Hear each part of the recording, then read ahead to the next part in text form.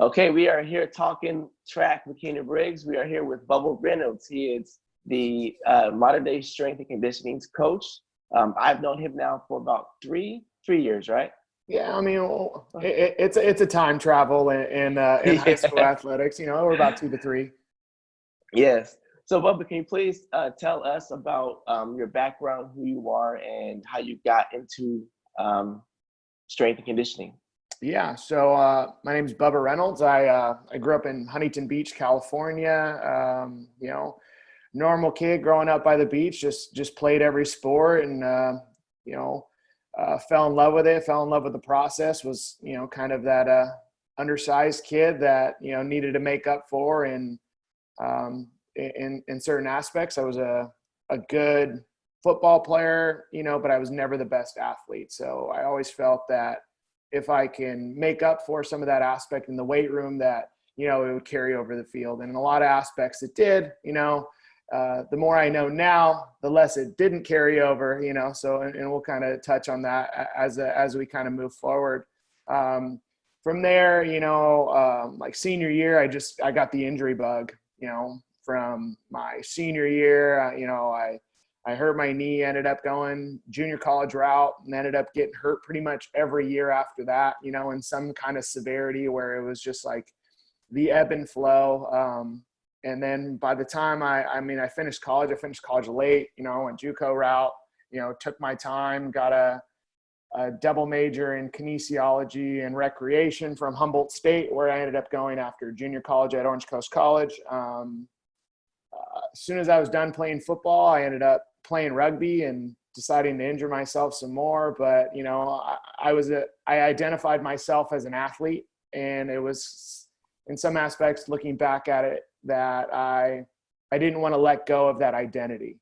So I tried to hold on to it as long as I could and play sports as long as I could, just so I can kind of hold on to that identity piece. And that's where I fell in love with kind of strength and conditioning. I really fell into it. I was taking classes in it, and I started doing strength and conditioning work for the rugby team that I was on. And then my girlfriend at the time was also playing rugby. She was a 2-time All-American. So I was doing strength and conditioning work for a club, rugby teams, and I had zero idea what I was doing. I'm sure like most coaches starting off, you're like, yeah, I could do it. With just a little reckless abandon. And, I decided that this might be the route for me. I applied for an internship. It was going to be for the summer. It was going to be 5 months. I wanted to continue to play rugby another couple months. And it turned out Notre Dame called me and was like, hey, we just had someone drop out. Do you want to come in 2 weeks? And I said, yeah, you just don't turn down Notre Dame. So I went from, being a kid with little direction, little anything, to moving to South Bend, Indiana, and doing an internship at the University of Notre Dame. And from there, I went to did my graduate assistantship at the University of Nevada, Reno, became an assistant at the University of Nevada, Reno, and then an associate there. I had the luxury of getting taken with Nick Rolovich to go be the head football guy at the University of Hawaii for 2.5 years. So, fast forward about 6-7 years, I went from not knowing what I was going to do to being a head football guy at a major university.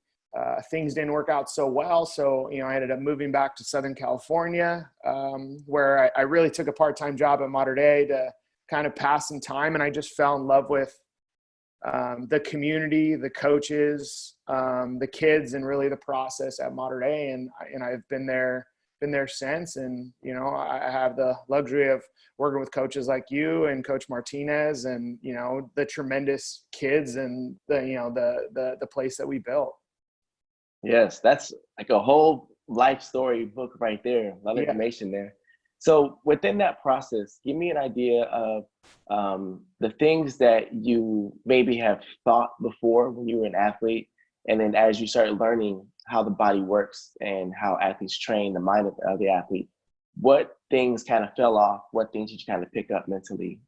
I think the biggest rock is, like everyone's always strength this and strength that. And, we just need to continue to kind of get them stronger. And the stronger we get them, the more force application that we can kind of produce. But that's not always the sense. And it's relative to who we're training and what we're training.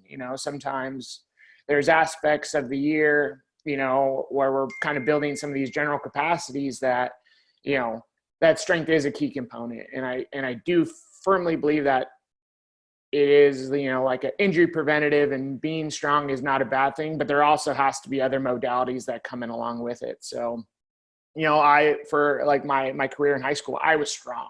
I was very strong for a kid, and it didn't stop me from getting injured. I wasn't, there were certain aspects that it opened my game up, and then there was other aspects that I feel that it kind of slowed it down. So I think that's kind of the bigger thing, where it's a piece to the puzzle, but it's not the whole thing. I do think kids need to get strong and stable. And I think there's other elements in the weight room that are just as important, if not more important, depending on kind of the athlete. So that's kind of a big rock.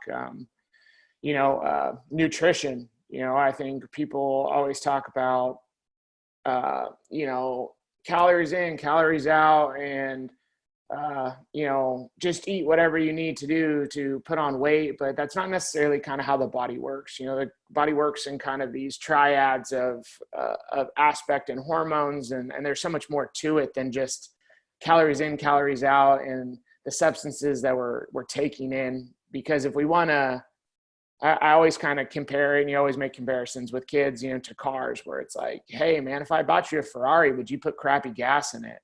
Be like, no, I put the high octane. Like, if you want to produce high octane, like, you need to have everything kind of firing on all cylinders at all times. So a lot of the nutrition stuff, strength stuff, obviously, I still think is a prominent conversation, that people still have today, especially in the track world and kind of all that sense. So, I would say those are two big ones, that kind of were very much evolved, through my beginning to now how I think of things.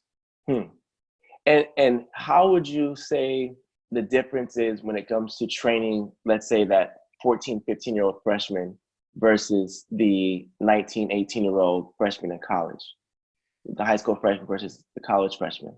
Well, I mean, especially through when you get freshmen in high school, I mean, and I do think a lot of what I do is, I'll tell you the comparison first, where I think the weight room and everything that we do really kind of holds true is the accountability and discipline aspect.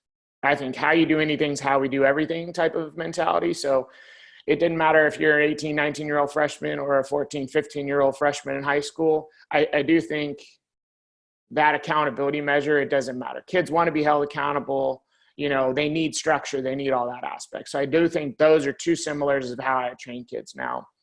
Taking a freshman in high school, they are little baby giraffes a lot of the time, where they're coming in and they just need proper motor function and motor patterning. They need stability.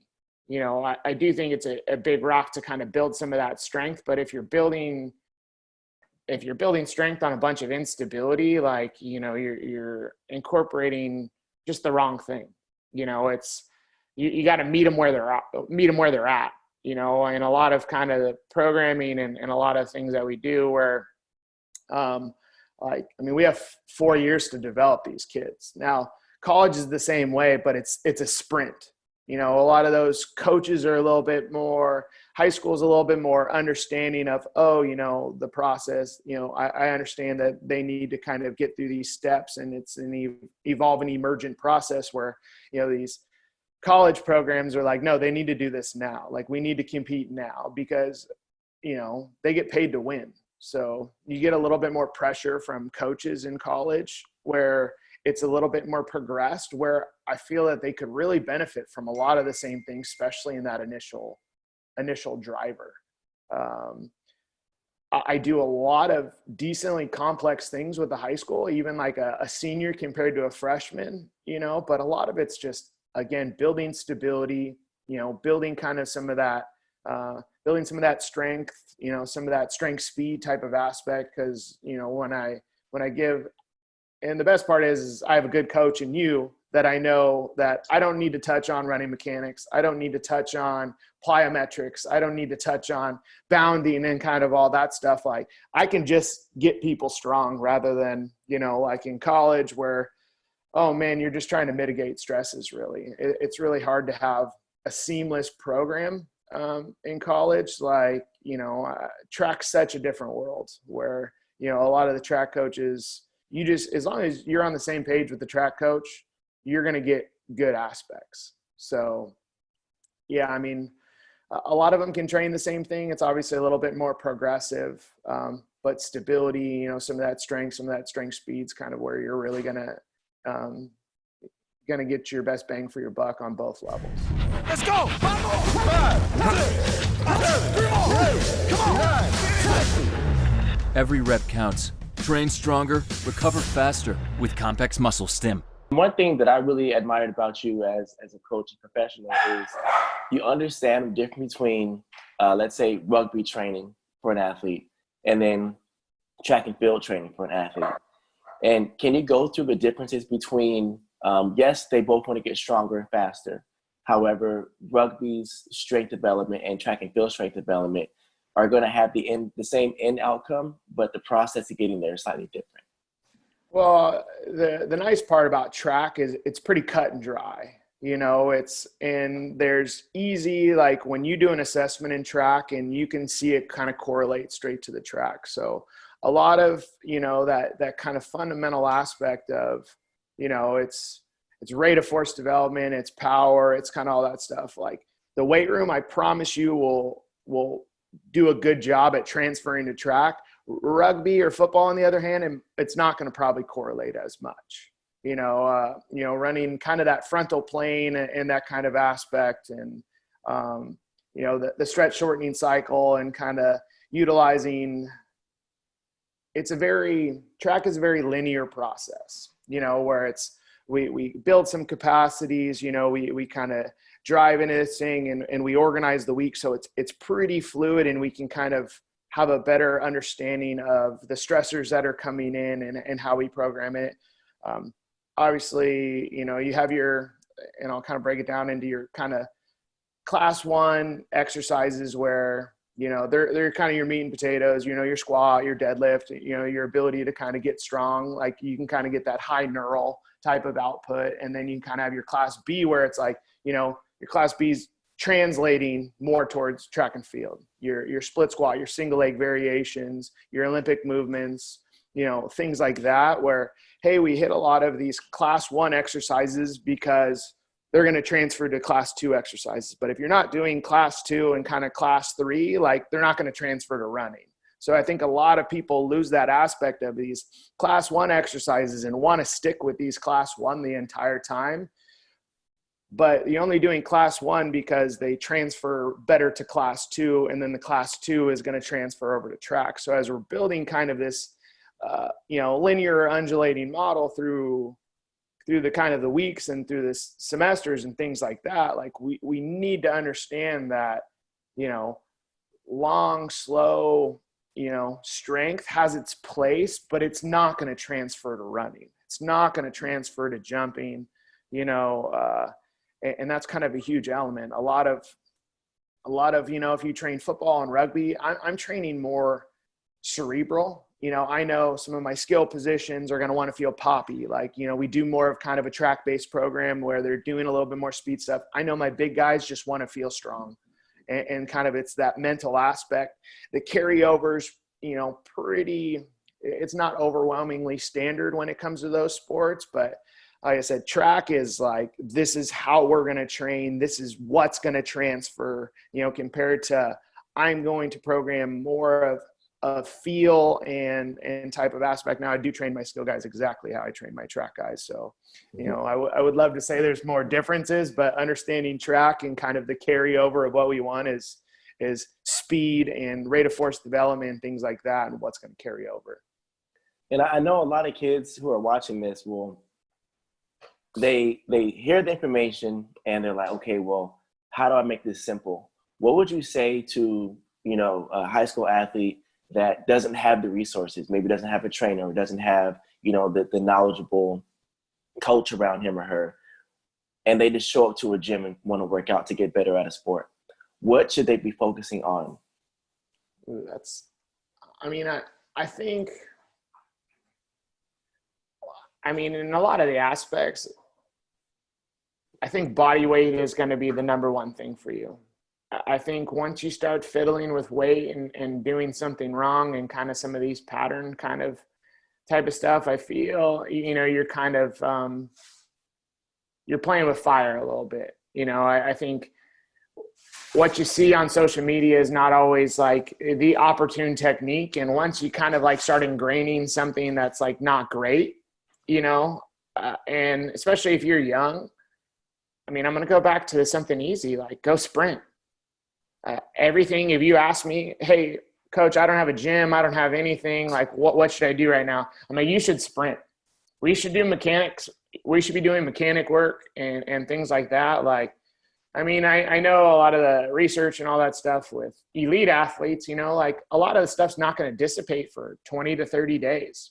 You know, what's going to dissipate the faster is your power and what you're getting from running and kind of those mechanics. And I can attest from the athletes that I get in from other sports compared to the athletes that I get in from track, more track athletes are ready to go weightlifting wise. And they haven't learned a thing. All I have to do is teach them the fundamentals, but their body awareness, you know, their overall general strength, their capacities are through the roof. They haven't touched a weight yet.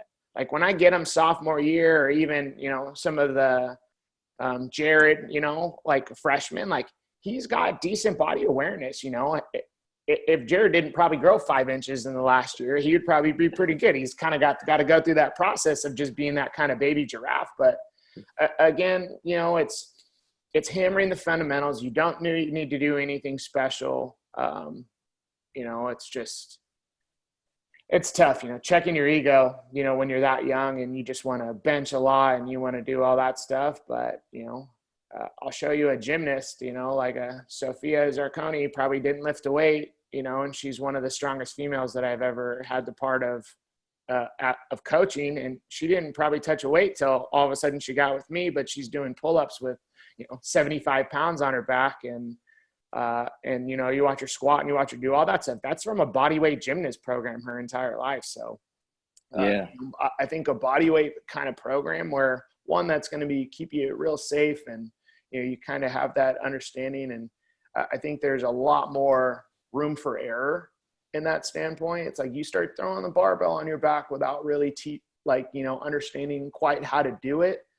I think you ride the lining a little bit, you know, you might just start the trend of, you might not get injured right away. You know, kids are so resilient. I've watched some people, you know, like, let me help you real quick, and they can get away with it, where a person like me and you, Keinan, like I'm probably down in bed for 3 weeks watching some stuff where, you know, just a lapse of thought process and things like that. So, you know, those are some big elements: body weight, push-ups, pull-ups, you know, body weight squats, step ups, you know, learning how to set your core positions, your torso, your abdominal endurance, you know, like your hip flexor strength, your hurdle work, your things like that. All this stuff is how I introduce everybody back.